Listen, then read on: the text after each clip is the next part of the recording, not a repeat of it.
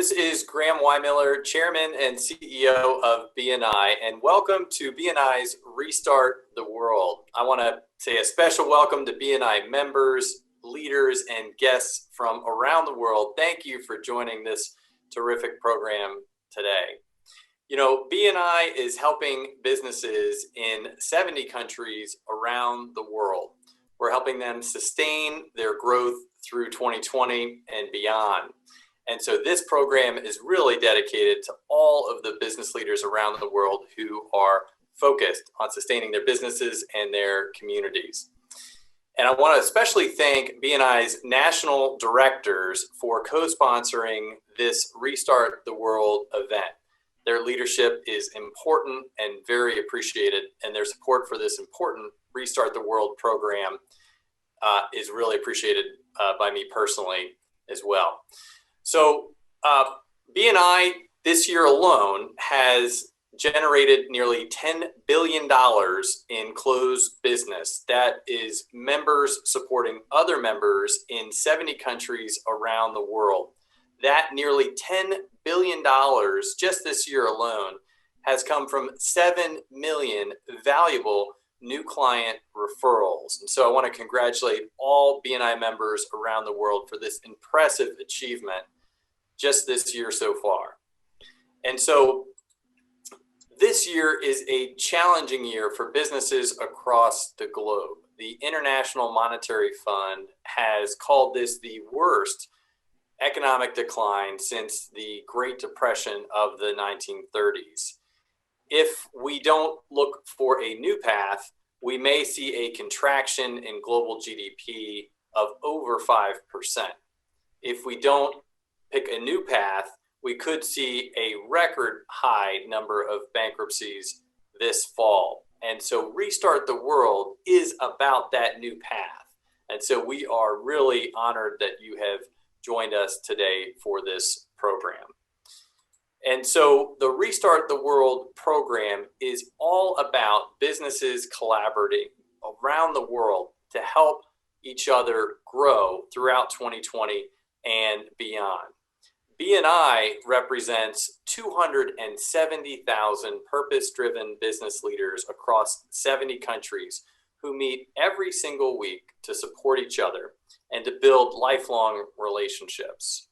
And so it is my honor as part of this Restart the World program to now introduce Dr. Ivan Meisner, founder and chief visionary for BNI. Dr. Meisner founded BNI 35 years ago with a vision of changing the way the world does business. He is a well-known speaker and author. He is known as the father of modern business networking. He's a mentor and a friend to so many of us. And so with that, I'd like to introduce Dr. Ivan Meisner to lead the program from here. Dr. Meisner? Thank you so much, Graham. I appreciate your kind words, and I appreciate everything you've done for the organization and for small businesses around the world, especially during this really challenging year. So let's get started. To restart is to reset, reopen, reboot, relaunch. This is the right mindset that we need to be in right now. Now, antonyms for restart, words that are the opposite, are to cut, discontinue, quit, abandon. These are words and feelings that I think will get in our way if we want to pierce the dark clouds of apprehension that are all around us. These words need to be cut from our mindset to truly restart the world. We need to engage in the right mindset and to reopen, reboot, relaunch. I believe that's the right mindset. And I believe that one can take unprecedented circumstances and turn them into unprecedented success. We do that through self-reflection, creating a future picture in our mind, and listening to our mentors. I want to talk for a moment about a concept in adult education called transfer of learning. It is a theory that learning can be transferred and applied in totally new and innovative ways to different situations. Most importantly, it's about taking ideas and applying them to your situation or challenge. Think of transfer of learning as a briefcase full of ideas that are given to you. The briefcase is given to you. Now take that briefcase with you, open it up, and apply some of those ideas to your situation through self-reflection and contemplation. Through this process of self-reflection after this event today, you can find ways to apply concepts that you hear and transfer them to your individual situation. That's how programs like Restart the World work best. These are events that act like a catalyst for you to apply the ideas that you hear through programs like this by recognizing patterns or possible situations that enable you to think outside of your traditional thinking. You're the person who knows how to apply ideas that you're going to hear today to your situation, and that requires reflection after this event. The truth is that if you do things the way you've always done them, you're likely to struggle in the future. It's okay to be in love with what you do, but if you're in love with how you do it right now, you might become irrelevant. You've heard me say before that I refuse to participate in a recession. Well, today I'd like to introduce you to 3 other people who refuse to participate in a recession. These 3 top BNI global business leaders are passionately committed to restarting the world. They're here today to share their vast expertise and business insights. Our first panelist, Mac Srinivasan, represents Asia Pacific. He's the president of global markets for BNI. Mac supports operations for BNI company-run countries. He is a certified franchise executive recognized by the International Franchise Association. Mac's BNI leadership journey began as an executive director in BNI in Bangalore. He was invited to lead the BNI India operations 4 years ago, and the country is now one of the fastest growing in BNI. BNI India has grown from 9,800 members to 36,000 members in a short span of 4 years. His vision is to impact over 1 million entrepreneurs to transform their business by December 2029. Next, representing the Americas is Lorena Medina. She has been BNI Mexico's national director since November of 2005.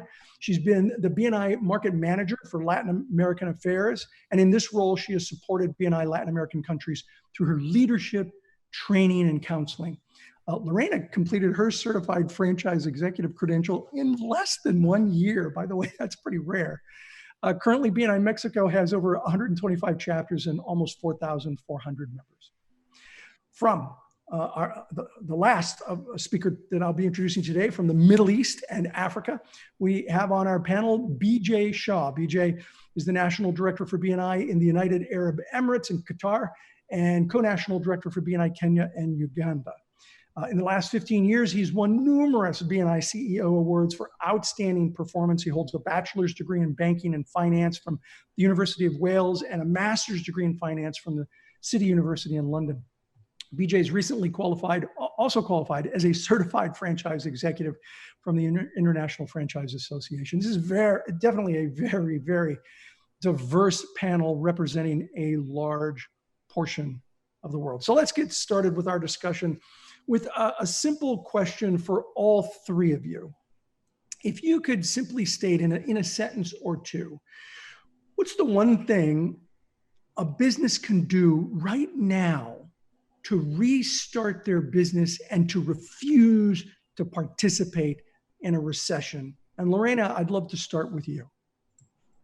Thank you, Ivan. I think that the most important thing they could do right now is to, and you mentioned it in your introduction, get a mentor. I think that that's exactly what pushed me through and made me turn around and continue with this business. If it had been only me, I would have just sat down on the curb and started crying. So but it was thanks to this network of mentors that I have around the world that I was able to move forward and be successful with BNI online. Great. Let's come back to that. BJ, in a sentence or two, what's your recommendation? Thank you, Ivan. I would say reframe. So reframing is about looking at a situation and then looking at our capabilities and then looking at all of that differently. So what are we doing right now? What are our capabilities? How can we do it differently? And we'll come back to that. Mac, in a sentence or two, what do you think people can do? I think they need to rebuild or build relationships and re-engage with the people that are the customers again. And I think that's important. Excellent. All right, so let's go back and spend about a minute each. Lorena, you said mentors, that was really important to you. Can you talk a little bit more about that? I think it was crucial. I've always said that I went through all the stages of grief during this period. At first I was angry, then I was in denial, and all of them. So when I finally got to the stage of acceptance, I decided I'm gonna reach out to my network, and what Mac was saying is so important. We have been rebuilding relationships with all of our colleagues from around the world. This is the time when we need them.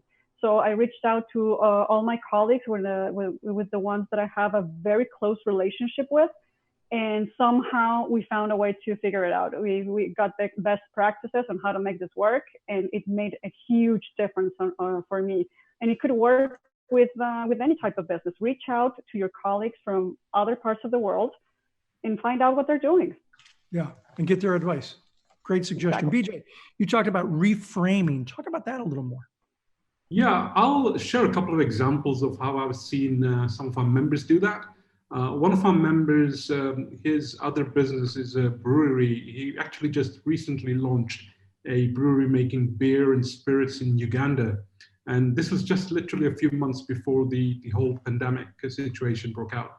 So here you are, brand new brewery, invested lots of money, and then you got this situation nobody predicted. But he was very quick to look at the situation. He said, okay, what are my capabilities? I've got a bottling line. I've got the key ingredient to make sanitizer, which is required in the new situation. And he literally pivoted his line. All the pubs and the bars and everything was shut. So obviously there was no demand for the beer that it was making. That's what it did. Very successful. And another quick one is a member who traditionally does team building, in-person team building activities. And what she was able to do was reframe that, her capability. She had a team which can really help people doing team building exercises. She pivoted online. And the great thing is she now realizes that her audience, her target market is not just limited to where she's based, but it's beyond. The whole world is now open to her, and she's actually getting inquiries from different countries for what she does. It's amazing. Those are two great examples. And I actually know someone who's also in the event planning industry. They always said it's impossible to do this online. Guess what? They now have international clients that they never had before because they made that pivot. So that's a great suggestion, BJ. I appreciate it. Mac, you talked about re-engaging. Well, I think that's an important one. Yeah, re-engaging with clients is very important, because what happens is some of our clients that we have recently done business with, just to check on them. Hey, how are you doing? It's not like going back and asking them for business necessarily, but if they make a list of clients that have done business with them in the last 6 months, maybe a year ago, they did a good work for them. And just sending a text message and re-engaging. Like even today, I got a WhatsApp message from a vendor that I used about 3-4 years ago. And I was surprised. Oh, wow. I just got a message from him. I said, wow, he's just checking on me, just saying how things are going with me.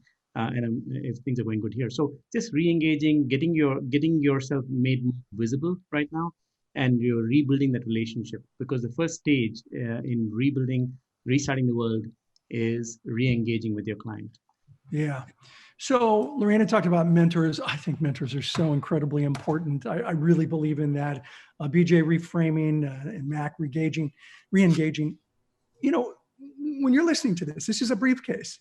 Information as you're listening to this, take some of these ideas and apply them to yourself. A lot of what we talk about often is simple, but it's not easy. If it were easy, everyone would do the 3 things that Lorena, BJ, and Mac just said. You would do it, and you would do it consistently. It's that consistent application of ideas like this that I think are absolutely critical. Great answer, you guys. Second question that I'd like to ask at least 2 of you. how important is attitude in making your business successful? I think positive attitude is really critical, but how important is attitude? And let's start this question with Mac. Positive attitude is like it's like a magnet. That's what draws people over to you. So one of the things in the positive attitude is surrounding yourself with people that re-energize you, because most of the days now we keep listening to news, things that are draining our battery. We have to surround ourselves with either folks that are having a positive attitude so we get energized, listening to music that energizes you, or maybe reading a book, because people are drawn to you only when you have positive attitude. And it's very important for us to guard what we surround ourselves with, and then display a sense of positive attitude, a sense of confidence. And that's when people start getting, re-engaging with you and building the relationship back. And Mac, I think some people hear that and they go, yeah, right, positive attitude. But you can't underestimate the power of that. When I was diagnosed with cancer, I tried to take all negativity out of my life. I think one of the reasons I was able to go into remission as quickly as I did was that I really tried to focus on solutions and a positive attitude. Really, really important. Thanks. Lorena, what are your thoughts? I agree 100% with Mac. It is like a magnet. And we also need to make a difference between positive attitude and just blind optimism. Yeah. Because to me, positive attitude, it's having a balance between looking at the situation the way it is. It's perfectly acceptable to say, this is not that fantastic, but at the same time, what are we going to do about it? To me, that's positive attitude.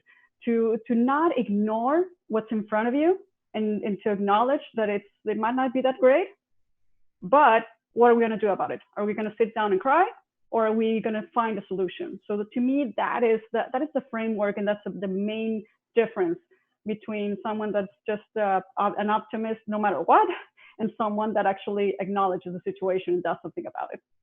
Yeah, you bring up a good point. There's a book I recommend to people. It's called Solutions Focus. It was written by a friend of mine in the United Kingdom, Mark McCurgow. And he says, look, if all you do is focus on problems, you become an expert at problems. What you have to do is focus on solutions. And so that positive attitude that Lorena is talking about here is about a positive attitude to focusing on solutions. Great observation, Lorena. Okay, next question. What is the most interesting trend that you've seen in 2020, which will help restart the world? And BJ, I'd like you to take this one. Sure. I recently read a report which was telling us that the rate of take-up, talking about e-commerce, for example, what we've achieved in the last 90 days is equivalent to what we've achieved in the last 10 years. So literally in 90 days, the rate of people going online, for all their commerce, for the purchases has doubled. Whatever happened in 10 years, they were able to do that in 90 days. And naturally, given the situation that we've been forced into, remote working, lockdown, and all of that. So it's really embracing technology and the whole thing about digitalization and automation. I think BNI Online is a classic example, because what it's really done is pushed us into a situation where we actually had to adapt. And the amazing thing is kept businesses going and all of that. But most interestingly, when we now talk to some of our members, they say that, when we go back to the new normal, yes, we'd love to go back in person and everything else, but they can see how this technology is really going to help them to do other stuff. It cuts down on the travel, on the costs. I'm hearing some companies now saying, all those travel budgets are going to go down. So it may not be great news for certain businesses, but it definitely makes sense. So those are some examples. I mean, personally for us, there were some things that we had the processes using paper, and we always say to ourselves, we're going to have to change this and make it paperless. And it took us, a few years. And when this happened, literally in a matter of weeks, we were able to go totally paperless. And the amazing thing is the results we're getting, the turnaround time in all our processes is even more amazing. So digitization and automation, I think, is one of those trends which really across every industry is making a big impact. Yeah, I think you're absolutely right. I'll jump in on this and have a few comments as well. I think the genie's out of the bottle on technology, certainly as it applies to networking. The integration of technology into networking is, in my opinion, a fait accompli. It's here to stay. Ironically, I wrote an article on this 2 years ago for entrepreneur.com. If you go to entrepreneur.com, you can find it. I talked about the future of face-to-face is online. And I think that, I was talking about it being 5 to 10 years down the road because of technology. Certainly didn't see COVID coming, but I think that this has forced us, as you said, to do this quicker than we anticipated. Let me tell you a really quick story. I went to an event earlier in the year in January before the great pause, and there was a futurist there. His name is David Houle, and David said he was driven to the event by a driver, a professional driver, and the driver was taking phone calls for bookings. And he said to the driver, he said, "Hey, have you ever thought about doing this online? Because, doing it online, you don't have to interrupt, as you're driving, and you've got your, you don't have to open up your calendar and figure it out while you're trying to drive." And he said, no, I couldn't do it online. That just would never work. And David was like, "Oh my goodness, so many companies are already doing this online, and you're refusing to do this." And I think we're going to see companies who refuse to change going out of business, and companies who are willing to recognize that change is on its way, it's here, are going to be more successful. Thanks very much, BJ. Next question. What are some of the common misconceptions that people have about networking during this time? And how can we combat these misconceptions? Lorena? Oh my God. I would have to say that the most evident one is that, oh no, networking is not going to work online. I was the first one who said that when we first went online. I was, this is crazy. What are we doing? How can we go online? This is not going to work. It's not the same. And then it was actually the members, our networkers, are the ones that changed my mind. Because they started inviting me to their meetings. So today I can say that I have visited almost half my chapters, and I couldn't do that before because they are all over the place. And I've been engaging with a lot of our members. I love talking with them in doing the open networking. And I would have to say that I encountered this lifelong member in Mexico. He has been in the organization for 10, 11 years. And he's an older guy. And I was so afraid about how he felt that change was for him, because he has been doing networking in person for such a long time. And he said, when he saw me during the open networking section, "Yeah, I cannot believe we didn't think about this before. This is awesome.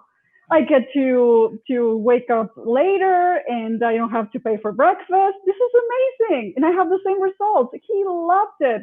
And yeah, so it was the members who actually convinced me that this was a great alternative to do networking. I think it's here to stay. Yeah, I think so. I think the genie's out of the bottle. Some variation is definitely here to stay, especially as technology advances.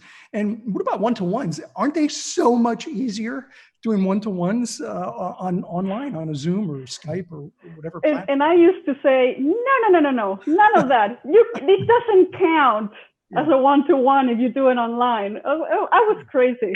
I was guilty of that too. And I think, I still think in-person's the best.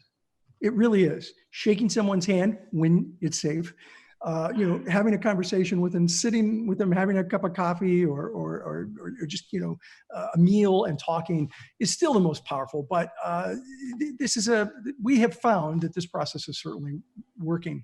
Like I said earlier, you can be in love with what you do, but if you're committed to being in love with the way you do it, you may possibly become irrelevant. And we need to network differently now. We need to do business differently. I want you to think about, how can you do business differently? Just not just, but how can you do business differently? Because we're going to need to do that as time goes on. Okay, next question. And I'm going to ask BJ and Mac to jump in on this one. What is one piece of practical advice that you would give someone starting out with their networking efforts today? BJ? Yes. If somebody's starting out in networking, I would think, they're new. They're probably doing it for a reason. Most people would do it because they think, right, I'm in business or I'm in sales. I want to grow my business. So they have this notion that, right, I need to go out and meet lots and lots of new people. I would say to you, if you're new to this, it doesn't necessarily mean meeting new people. What it actually means is building and deepening your relationships. Start with that first. Look at the network that you already have, the relationships that you already have. So you may have a few customers, you may have some suppliers, you may even, of course, have your friends. Reach out to them and see if you can have a different conversation that you normally do with them. Get to know them better, ask them about their aspirations, what are they proud of, what other interests do they have, and what challenges are they facing. And when you have enough of those conversations with different people over time, what you'll find is you'll be able to start connecting the dots. You come across people who might have a solution for other people who are facing challenges, and you connect the two. So you're going in there really just to build those relationships, see if you can help people, you become a connector, and then you're on your way to becoming a professional networker. Because once you do that, you kind of become the go-to person. And you haven't even made any new connections. You've just deepened and gotten to know your existing relationships better. And then you get comfortable meeting new people and doing the same with those people. So that would be my tip. You don't have to go out there and start making new relationships. Yeah, it's a great recommendation.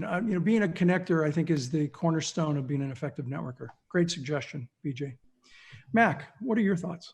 Yeah, so if somebody's starting on networking now, I would encourage them to define their objective first. What's the purpose of their networking?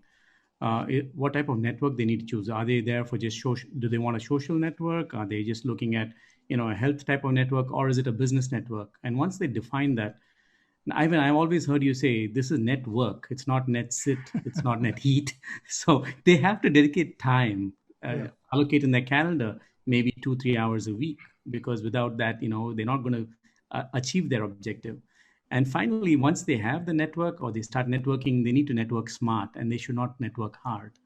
Networking smart means finding out who's in connection with your target market, and then having like a one-to-one, a virtual one-to-one with those people first. In BNI, we call them contact spheres or power teams. So if we start networking first with the people that are in contact with the target market, it makes life so much more easier and smarter way to do it. So back to you, Ivan. Yeah, great points, Mac. Very good. All right, another question. What is the biggest challenge you're currently seeing with business owners, and how can they overcome that challenge? Let's start with Lorena. The horse paradigm. Let me explain. Yeah. Horses, like most animals, don't have the same conception of time as we do.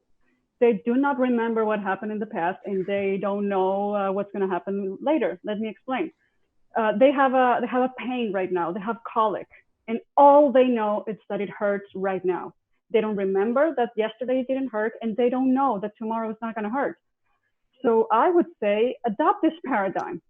We cannot keep clinging to what we used to be, because it's more likely than not we're not going back to that, and we don't know what's going to happen in the future. So let's make it work today. The biggest challenge that I've seen in business owners today is that they are either clinging to the past and longing to go to what it was, or they are hoping and waiting for it to get better in the future. I would say it needs to work today. You need to think like the horse. It hurts right now. Fix it. Make it work.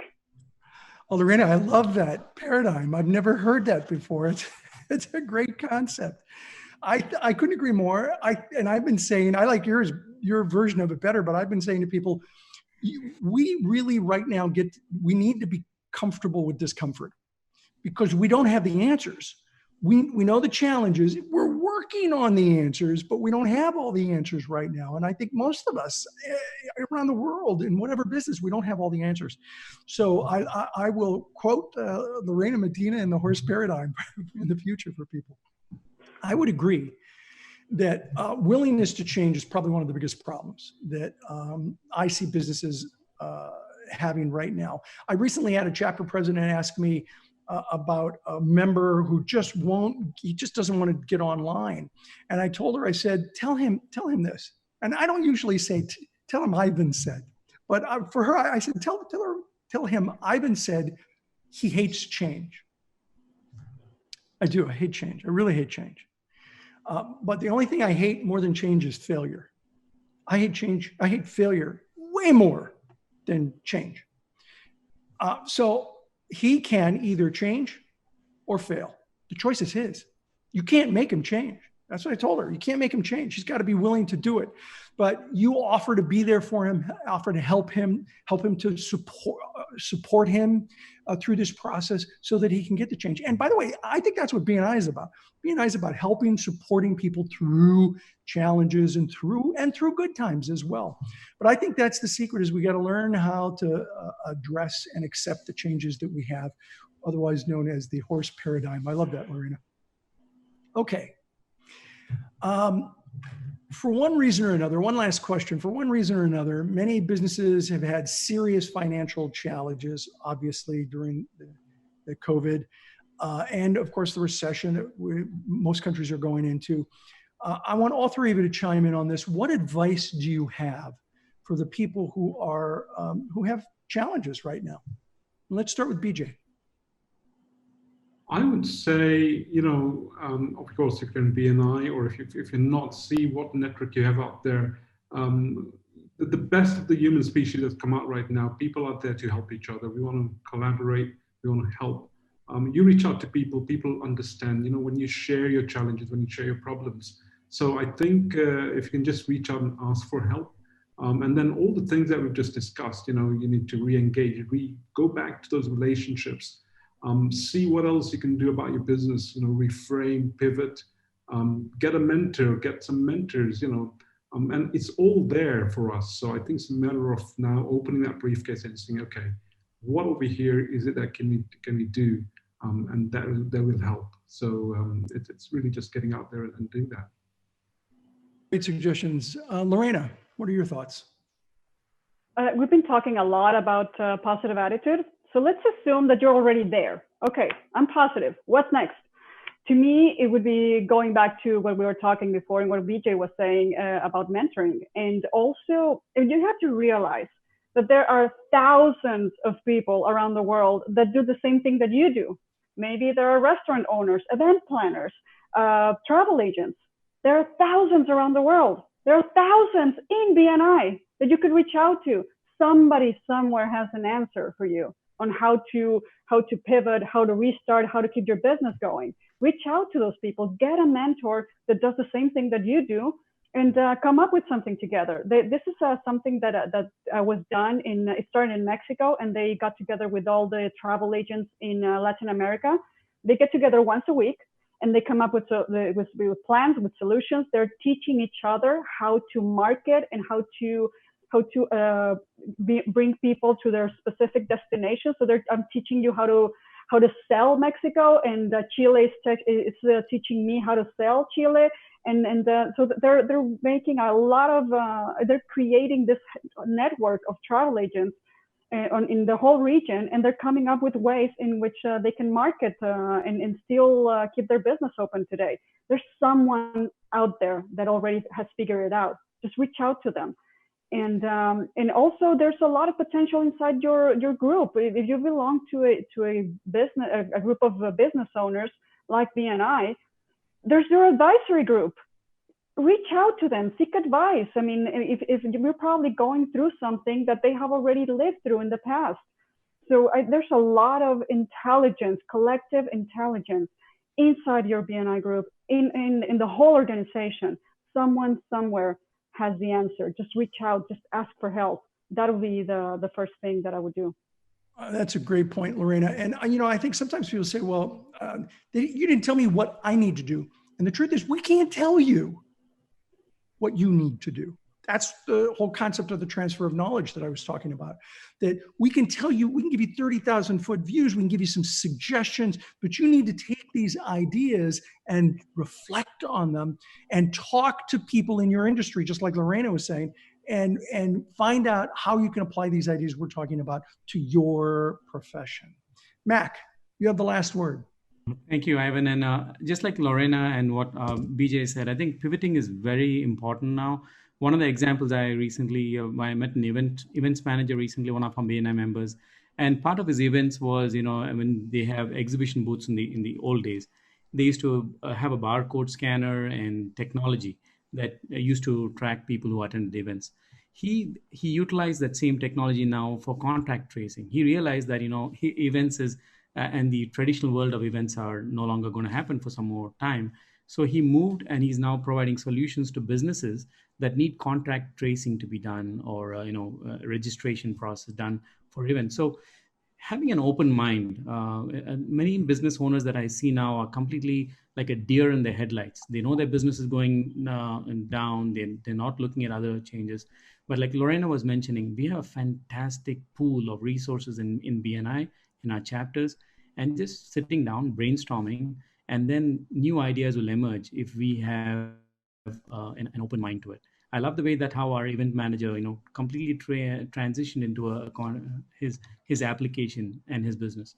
So that's where we're just going with an open mind. I think Ivan will help us all. Great. Well, listen, I really appreciate the great suggestions that all three of you have provided today. And I also appreciate you taking the time to be here for everyone. For those watching, you've just gotten a briefcase of information to help you restart the world. Now it's up to you. It's important for you to reflect on these ideas and really think about how you will apply them to your own personal situation. Now, what I'd like to do is turn it over to BNI's CEO, Graham Weimiller, who has a few comments, announcements, and will close out today's event. Graham?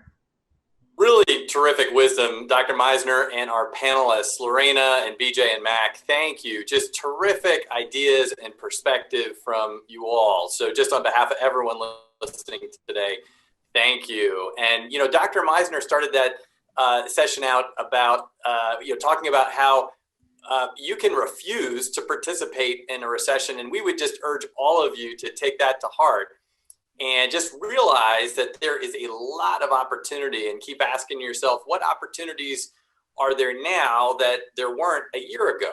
And that will open up lots of opportunities for you, as the panelists and Dr. Meisner alluded to. So terrific wisdom. Thank you, Dr. Meisner, and thank you again to our excellent panelists. Great perspective. And so want to invite everyone listening today to BNI's 2020 Global Convention. This is going to be the largest event in BNI's history. It's a chance, just like today, for us to come together, learn from each other, and rise above the current situation, to keep growing our businesses so that we can support our families and our communities and the world overall. And you may have heard me say it before, but I think business leaders are really important to the global recovery from the current situation. So we want everyone to be a part of BNI's 2020 Global Convention, and the theme is Powered by BNI.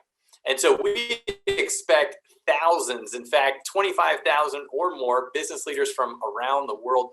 We are going to have a fantastic amount of content from world-class speakers, and we really want you to take part in this event and just have a great time and have a chance to create some life-changing relationships. And so we will have state-of-the-art technology, highly interactive event will be happening over 4 days. And so again, great keynote speakers and presenters.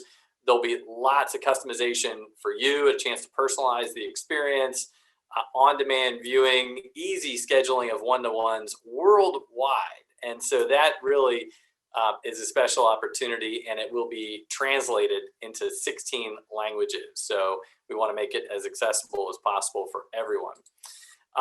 Great keynote speakers that we'll be announcing, and registration is currently discounted. And so members and visitors can register for just $49, which we hope many of you take advantage of that early bird pricing to access this content and executive level education. And so tickets are available at bniglobalevents.com. So we invite you to check out that site and this upcoming event.